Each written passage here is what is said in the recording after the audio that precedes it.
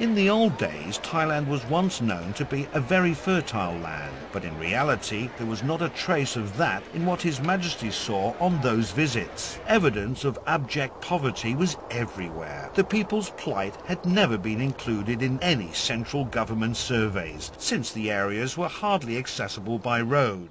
In times of bad drought, we had no rice grains to mill even for our own meal.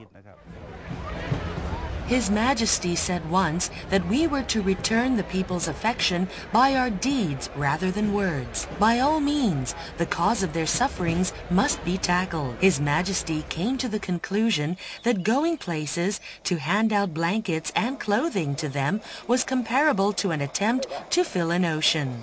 The objective could never be fulfilled.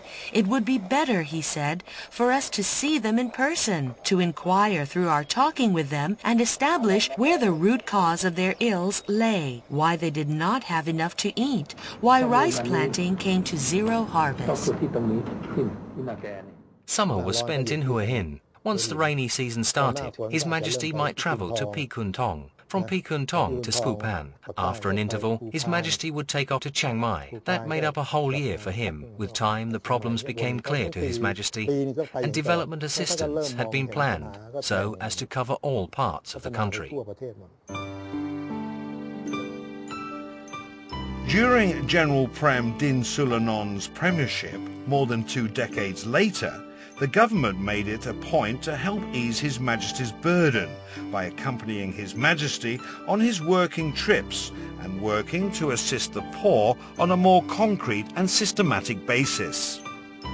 General Prem remarked to Ajahn Sanot and Dr. Sumet that it was not right to sit back while His Majesty was toiling in those rough and remote border areas.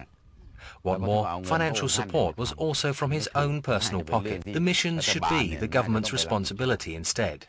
That was how the special task force entitled the Office of the Royal Development Projects Board came into being.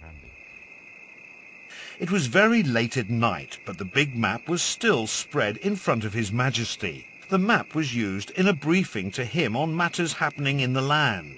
Given the fact that His Majesty was well versed in multiple areas of specialization, it could be the reason why he could see things more clearly than others. In any case, it was just the first chapter of His Majesty's visits to the remote areas of the country. The map you see His Majesty carrying around with him on the trips is in fact the source of data bearing details pertaining to the conditions applying to each individual village in the kingdom, including its vicinity too. His Majesty could make analysis by just consulting his map. For His Majesty, who could envisage the condition along the routes he was to take, some roads were covered with dust during the dry season. Some were infested with potholes after flooding had receded, and some were in the midst of a dense tropical forest. Nothing of the sort would deter him from taking his trips.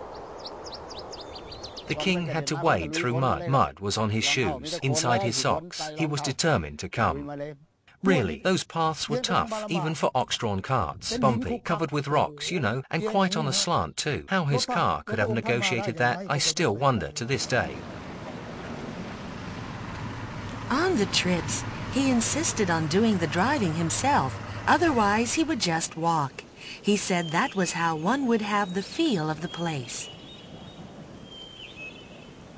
His Majesty made a thorough analysis of the geographical features, altitude, depth, etc. His main philosophy is, whatever you plan or do must reflect the natural environment as well as geographical features applying there. Traveling by other means of transportation, such as by helicopter, His Majesty would review and revise his maps.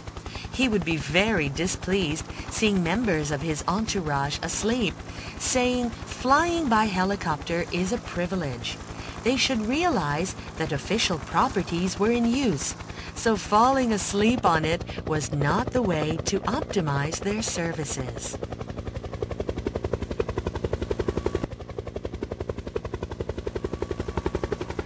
His Majesty was looking at the actual site referred to in the map spread before him the previous night. The The people, village headmen and officials representing the government sectors concerned had a chance to brief His Majesty further so that he could make final corrections or enter updated notes. You see, they had been out for years. What he did was to inquire with the local people, pointing at the spot of his interest. He would ask whether this or that still existed, if any. He then scribbled some notes before handing them over to army personnel on duty for further actions. I think he was security personnel. I was village headman then. His Majesty asked me if the spot where he was pointing at on the map was called Sub Sombun. Was there a source of water? I told him yes. Well, it's subterranean water, sir. You mean water is available year-round? I said yes. Development work must take account of the local environment in terms of the physical environment. The sociological environment, we mean certain characteristics which we cannot force people to change. We just go in and find out what the people really want and then fully explain to them.